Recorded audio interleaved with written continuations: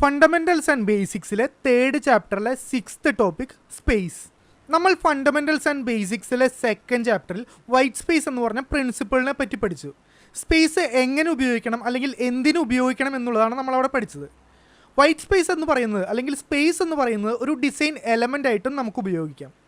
രണ്ട് തരം സ്പേസ് ഉണ്ട്, പോസിറ്റീവ് സ്പേസും നെഗറ്റീവ് സ്പേസും. നമ്മളുടെ ഡിസൈനിൽ മെയിൻ ഫോക്കസ് ആയിട്ട് വരുന്ന സ്പേസാണ് പോസിറ്റീവ് സ്പേസ്.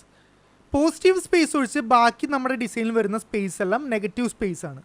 നെഗറ്റീവ് സ്പേസ് കറക്റ്റായിട്ട് ഉപയോഗിക്കുന്നതിലൂടെ പുതിയൊരു ഷേപ്പ് കൊണ്ടുവരാമെന്നും എക്സിസ്റ്റിംഗ് ആയിട്ടുള്ള ഒരു ഷേപ്പിനെ കംപ്ലീറ്റ് ചെയ്യാമെന്നും നമ്മൾ കണ്ടിരുന്നു.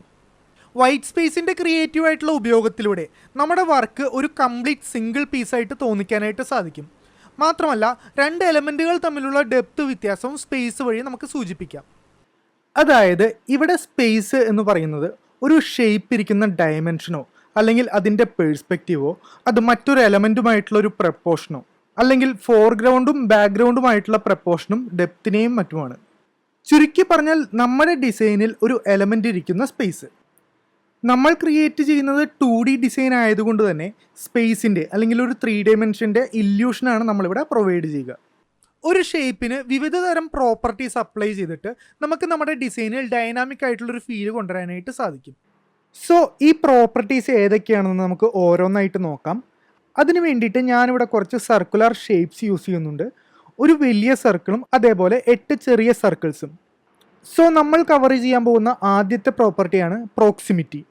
ഒരു ഡിസൈനിലെ എലമെൻറ്റ്സോ ഷേപ്സോ തമ്മിലുള്ള ഡിസ്റ്റൻസിനെ അല്ലെങ്കിൽ ആ ഡിസ്റ്റൻസിനെ ബേസ് ചെയ്തിട്ടുള്ള റിലേഷൻഷിപ്പിനെയാണ് പ്രോക്സിമിറ്റി എന്ന് പറയുന്നത്. അതായത് സിമ്പിളായിട്ട് പറഞ്ഞു കഴിഞ്ഞാൽ ഒരു ഡിസൈനിൽ എലമെൻറ്റ്സ് അടുത്താണോ കിടക്കുന്നത് അതോ ദൂരെയായിട്ടാണോ കിടക്കുന്നത് എന്നത്. എപ്പോഴും അടുത്ത് കിടക്കുന്ന എലമെൻറ്റ്സ് ഒരു ഗ്രൂപ്പിൻ്റെ പാർട്ടായിട്ടും ദൂരെയുള്ള രണ്ടെണ്ണം സെപ്പറേറ്റ് ആയിരിക്കും എന്ന കൺസെപ്റ്റിലാണ് നമ്മൾ നോക്കിക്കാണുക. നമ്മുടെ ഈ ഒരു ഇമേജിൽ ഈ ചെറിയ സർക്കിൾസൊക്കെ ഒരു ഗ്രൂപ്പിൻ്റെ പാർട്ടായിട്ടും മറ്റത് സെപ്പറേറ്റും ആയിട്ടാണ് ഇപ്പോൾ നിൽക്കുന്നത്. അത് നമ്മൾ ചേഞ്ച് ചെയ്ത് ഈ ഒരു രീതിയിൽ അറേഞ്ച് ചെയ്യുകയാണെന്നുണ്ടെങ്കിൽ ഇതിപ്പോൾ ഒരു ഒറ്റ ഗ്രൂപ്പ് എന്നുള്ള രീതിയിലേക്ക് മാറി. ഒരുമിച്ച് കാണേണ്ട ഡേറ്റയെ നമ്മൾ ഒരുമിച്ച് തന്നെ പ്ലേസ് ചെയ്യണം. ഓവർലാപ്പ്. എലമെൻസിനെ ഒന്നിനു മുകളിൽ മറ്റൊന്ന് വച്ചേക്കുന്നു എന്ന് തോന്നിപ്പിക്കുന്ന രീതിയിൽ അറേഞ്ച് ചെയ്യുന്നതിനെയാണ് ഓവർലാപ്പ് എന്ന് പറയുന്നത്. ഒരു 2D ഡിസൈനിൽ ഡെപ്തിൻ്റെ ഇല്യൂഷൻ ക്രിയേറ്റ് ചെയ്യാനും അതുപയോഗിച്ച് ഹൈറാർക്കി ഇംപ്ലിമെൻറ്റ് ചെയ്യാനോ അല്ലെങ്കിൽ എക്സിസ്റ്റിംഗ് ആയിട്ടുള്ള ഒരു ഷേപ്പിനെ മാറ്റി വേറെ ഒരു ഷേപ്പ് ആക്കാനായിട്ടോ ഓവർലാപ്പ് എന്ന മെത്തേഡ് യൂസ് ചെയ്യാം. ഇവിടെ നമ്മൾ നീണ്ടു കിടന്നിരുന്ന ഈ ചെറിയ സർക്കിൾസിനെ വലിയ സർക്കിളിൻ്റെ ചുറ്റും വെച്ചു. ഇനി നമുക്ക് ഈ ചെറിയ സർക്കിൾ വലിയ സർക്കിളിൻ്റെ മുകളിൽ വയ്ക്കാം. ഇപ്പോൾ നിങ്ങൾക്ക് കാണാം ഇവിടെ വേറെ ഒരു എൻറ്റയർലി ഡിഫറൻ്റ് ആയിട്ടുള്ള ഷേപ്പാണ് ഫോം ചെയ്തേക്കുന്നത്. അതായത് ഇവിടെ നോക്കുമ്പോൾ നമ്മൾക്ക് ചെറിയ സർക്കിൾ വലിയ സർക്കിളിനേക്കാളും ഒരു ലെവൽ മുകളിലാണെന്ന് മനസ്സിലാകും. ഇപ്പോൾ എല്ലാം സിമിലർ കളർ ആയതുകൊണ്ട് ഇതിനെ ഐഡൻറ്റിഫൈ ചെയ്യാൻ ചെറിയ ബുദ്ധിമുട്ടുണ്ടായിരിക്കും. അതുകൊണ്ട് ഞാൻ ജസ്റ്റ് ഒന്ന് കളർ ചേഞ്ച് ചെയ്യാം. ഇപ്പോൾ നിങ്ങൾക്ക് വ്യക്തമായിട്ട് കാണാനായിട്ട് സാധിക്കും ഏറ്റവും ടോപ്പിൽ നിൽക്കുന്നത് ഡാർക്ക് ആയിട്ടുള്ള ചെറിയ സർക്കിൾസും അതിൻ്റെ താഴെ ബാക്കിയുള്ള ചെറിയ സർക്കിൾസും ഏറ്റവും അടിയിൽ വലിയ സർക്കിളുമായിട്ടാണ്. അപ്പോൾ ഇതാണ് ഓവർലാപ്പ്. ഒപ്പാസിറ്റി. ഒരു ഡിസൈനിലെ രണ്ട് എലമെൻറ്റ്സ് എത്രത്തോളം ട്രാൻസ്പെറൻ്റ് ആണെന്ന് പറയുന്ന പ്രോപ്പർട്ടിയാണ് ഒപ്പാസിറ്റി. അതായത് കൂടുതൽ ഒപ്പേക്ക് ആയിട്ടുള്ള ഒബ്ജക്റ്റ് അല്ലെങ്കിൽ ട്രാൻസ്പെറൻസി കുറവുള്ള ഒബ്ജക്റ്റ് ലൈറ്ററും അതേപോലെ ഒപ്പാസിറ്റി കൂടുതലുള്ള ഒബ്ജക്റ്റ് അല്ലെങ്കിൽ എലമെൻറ്റ് കുറച്ചുകൂടെ സോളിഡുമായിരിക്കും. നമ്മൾ നേരത്തെ ഓവർലാപ്പ് അപ്ലൈ ചെയ്ത് കഴിഞ്ഞപ്പോൾ ആ ചെറിയ സർക്കുലർ ഷേപ്സിൻ്റെ അടിയിൽ വലിയൊരു സർക്കിളാണെന്ന് നമ്മൾക്ക് കണ്ടാൽ മനസ്സിലാവില്ലായിരുന്നു. അതേസമയം നമ്മൾ ഇവിടെയുള്ള എലമെൻറ്റ്സിലേക്ക് കുറച്ച് ട്രാൻസ്പെറൻസി ആഡ് ചെയ്യുകയാണെന്നുണ്ടെങ്കിൽ അതായത് ഒപ്പാസിറ്റിയിൽ വേരിയേഷൻ വരുത്തുകയാണെന്നുണ്ടെങ്കിൽ ഇതിൽ യൂസ് ചെയ്തേക്കുന്ന ഷേപ്പുകൾ ഏതൊക്കെയാണെന്ന് വ്യക്തമായി മനസ്സിലാകും.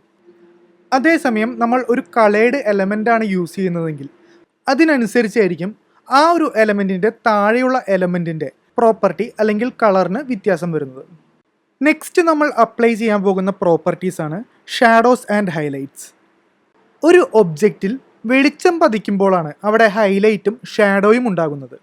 അതുകൊണ്ട് തന്നെ ഒരു ഡിസൈനിൽ നമ്മൾ ഷാഡോയും ഹൈലൈറ്റും ഉപയോഗിക്കുമ്പോൾ കാണുന്ന ആൾക്ക് അവിടെ ഒരു ലൈറ്റിൻ്റെ പ്രസൻസ് തോന്നിക്കും. നമ്മൾ ഈ ഒരു ഇമേജിൽ ഓവർലാപ്പ് അപ്ലൈ ചെയ്ത് കഴിഞ്ഞപ്പോൾ ഇവിടെ ചെറിയ സർക്കിൾസ് വലുതിൻ്റെ മുകളിലാണ് ഇരിക്കുന്നത് എന്ന് നമുക്ക് മനസ്സിലായില്ല. അത് മനസ്സിലാക്കാൻ വേണ്ടി നമ്മൾ പിന്നീട് ചില സർക്കിൾസിന് ഡാർക്കർ കളർ കൊടുത്തിരുന്നു. അതേസമയം ഇത് സെയിം കളർ ആണെങ്കിൽ തന്നെ നമുക്കിതിൽ ഷാഡോ അപ്ലൈ ചെയ്യുന്നതിലൂടെ അതിരിക്കുന്ന ലെവൽ മനസ്സിലാക്കാനായിട്ട് സാധിക്കും. ഇതിലിപ്പോൾ നമ്മൾ നേരത്തെ ഡാർക്കാക്കിയ ആ 4 സർക്കിൾസാണ് ഏറ്റവും ടോപ്പിൽ നിൽക്കുന്നത്. അതിനുശേഷം ബാക്കിയുള്ള 4 ചെറിയ സർക്കിൾസ്, അതിനടിയിൽ ഏറ്റവും വലിയ സർക്കിൾ. അതായത് കളറിൽ വേരിയേഷൻ ഇല്ലാതെ തന്നെ നമുക്ക് ഇവിടെ ആ ഒരു കൺസെപ്റ്റ് മനസ്സിലാക്കാനായിട്ട് സാധിച്ചു. ഇവിടെ ഇപ്പോൾ എക്സ്റ്റേണൽ ഷാഡോ ആണ് വന്നേക്കുന്നത്. അതായത് ഷാഡോ കാസ്റ്റ് ചെയ്യുന്ന എലമെൻറ്റ് ഒരു ഫ്ലാറ്റ് സർഫസ് ആണ് എന്ന് നമ്മൾക്ക് കാണുമ്പോൾ മനസ്സിലാകും. അതേസമയം നമ്മൾ ഫ്ലാറ്റ് ആയിട്ടുള്ള ഒരു എലമെൻ്റ് അല്ല യൂസ് ചെയ്യുന്നത്. അതായത് ഷേപ്പിന് പകരം നമ്മൾ ഫോം യൂസ് ചെയ്യുകയാണെന്നുണ്ടെങ്കിൽ ഈ സർക്കിളിന് പകരം അവിടെ സ്പിയർ ആവും. ഈ കാണുന്നതിൽ ആ എലമെൻറ്റിൽ തന്നെയാണ് ഹൈലൈറ്റും ഷാഡോയും വരുന്നത്. ഇതിൽ ഏറ്റവും ബ്രൈറ്റസ്റ്റ് ആയിട്ടിരിക്കുന്ന പാർട്ട് ഹൈലൈറ്റും, അതായത് പ്രകാശം വീഴുന്ന സ്ഥലവും, ഡാർക്ക് ആയിട്ടിരിക്കുന്നത് ഷാഡോയും, പ്രകാശം എത്താത്ത സ്ഥലവുമാണ്. പെർസ്പെക്റ്റീവ് 3 ഡയമെൻഷനൽ ആയിട്ടുള്ള ഒരു ഒബ്ജക്റ്റിനെ അല്ലെങ്കിൽ ഒരു എലമെൻറ്റിനെ 2D ആയിട്ടുള്ള ഒരു സർഫസിൽ റെപ്രസെൻറ്റ് ചെയ്യാൻ വേണ്ടിയിട്ട് ഉപയോഗിക്കുന്ന ഒരു മെത്തേഡാണ് പെർസ്പെക്റ്റീവ്. പെർസ്പെക്റ്റീവിലൂടെ നമുക്ക് 2 എലമെൻറ്റ്സ് തമ്മിലുള്ള ഹൈറ്റിൻ്റെയും വിഡ്ത്തിൻ്റെയും ഡെപ്തിൻ്റെയും അതുപോലെ പൊസിഷനുമായിട്ടുള്ള റിലേഷൻ എങ്ങനെയാണെന്ന് മനസ്സിലാകും.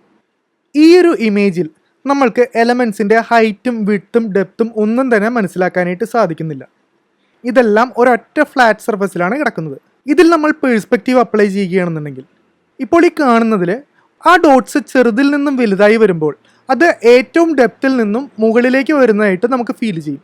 അതായത് പെർസ്പെക്റ്റീവ് വെച്ചിട്ട് ദൂരെയുള്ള എലമെൻറ്റ്സ് ചെറുതും അടുത്തുള്ളത് വലുതുമായിരിക്കും. മാത്രമല്ല ഒരു സർഫസിനോട് ഏറ്റവും അടുത്ത് കിടക്കുന്ന എലമെൻറ്റ് കാസ്റ്റ് ചെയ്യുന്ന ഷാഡോ ഡാർക്കും സോളിഡുമായിരിക്കും.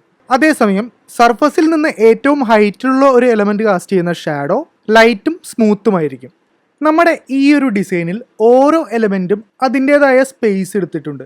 അതേസമയം സ്പേസിൽ പ്രോപ്പർട്ടീസ് അപ്ലൈ ചെയ്തേക്കുന്ന എലമെൻറ്റ്സ് ഏതൊക്കെയാണെന്ന് നോക്കിക്കഴിഞ്ഞാൽ അതിൽ ആദ്യത്തേത് ഏറ്റവും മുകളിലുള്ള ഈ ഒരു സ്റ്റിക്കറാണ്. ഈ ഒരു സ്റ്റിക്കർ ഈ ഒരു ന്യൂസ് പേപ്പറിൻ്റെ മുകളിൽ ഒട്ടിച്ചേക്കുന്ന ഒരു ഫീല് കൊണ്ടുവരാൻ വേണ്ടിയിട്ട് നമ്മൾ ഓവർലാപ്പ് എന്ന പ്രോപ്പർട്ടിയാണ് അപ്ലൈ ചെയ്തേക്കുന്നത്. അതേപോലെ തന്നെ ഈ സ്റ്റിക്കർ മടങ്ങിയിരിക്കുന്നത് കാണിക്കാൻ വേണ്ടിയിട്ട് നമ്മളവിടെ ഹൈലൈറ്റ്സും ഷാഡോയും ഉപയോഗിച്ചിട്ടുണ്ട്. ഇതുകൂടാതെ നമ്മൾ താഴത്തേക്ക് വരികയാണെന്നുണ്ടെങ്കിൽ ഇതിൽ ഇതേപോലെ പല സ്ഥലങ്ങളിലും ടെക്സ്റ്റ് യൂസ് ചെയ്തേക്കുന്നത് ഒരു ഓവർലാപ്പ് സ്റ്റൈൽ യൂസ് ചെയ്തിട്ട് തന്നെയാണ്. ഈ ടെക്സ്റ്റിൻ്റെ അടിയിൽ വേറെ ഒരു ലെയർ വന്നേക്കുന്നതായിട്ട് നമ്മൾക്ക് നോക്കിയാൽ കാണാം. അതുമാത്രമല്ല ഇതിൽ സിമിലർ ആയിട്ടുള്ള കണ്ടൻറ്റൊക്കെ പ്ലേസ് ചെയ്തേക്കുന്നത്, അതായത് സെയിം ന്യൂസിൻ്റെ എലമെൻറ്റ്സ് ഒക്കെ പേസ്റ്റ് ചെയ്തേക്കുന്നത് ഒരുമിച്ചാണ്. ഇത് ബേസിക്കലി പ്രോക്സിമിറ്റിയാണ് അപ്ലൈ ചെയ്തേക്കുന്നത്. സോ ഇത്രയാണ് ബേസിക്കലി സ്പേസിനെ പറ്റി നമ്മൾ അറിഞ്ഞിരിക്കേണ്ട കാര്യങ്ങൾ.